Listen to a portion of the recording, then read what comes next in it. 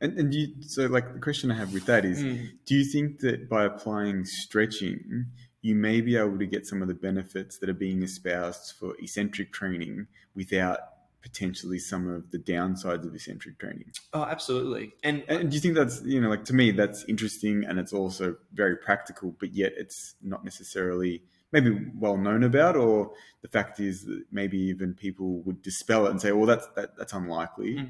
mm, Do you think that that's something that as people's knowledge of something like flexibility goes up, they'll actually realize, oh, wait, we can get these changes by applying this, this intervention, which is, I would say, probably less stressful than yeah. if it's applied correctly than eccentric training. Mm.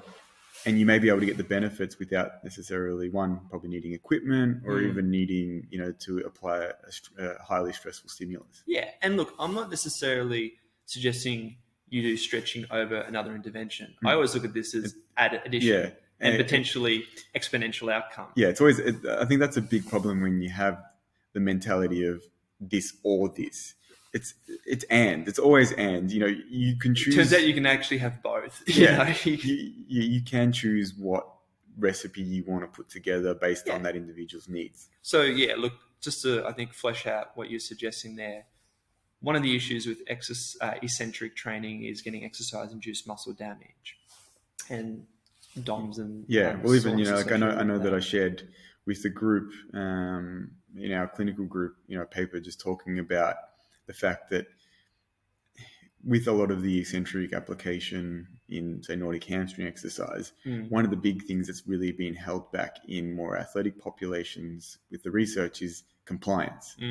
And the reason is because you apply it, even if it's a very small dosage, and the athletes will complain of particularly soreness Yep. in the following days, and they feel that takes away from their ability to participate in their sport.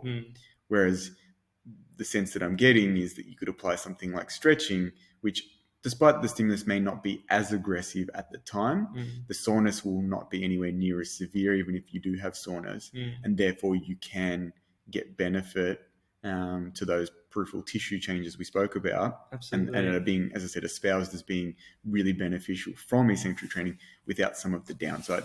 Yes, and I think some of the mechanisms that cause that improvement in the length tension relationship are unique to stretching, because you Yes, may not okay. always, at least in the acute setting, get changes in the muscle architecture. I think that's more of a long-term Yeah, thing. that's more of a chronic. It's probably more got to do with, again, thinking about some of the mechanoreceptors within the connective tissue network and how they influence the behavior of muscle or motor unit recruitment, and particularly as the muscle lengthens over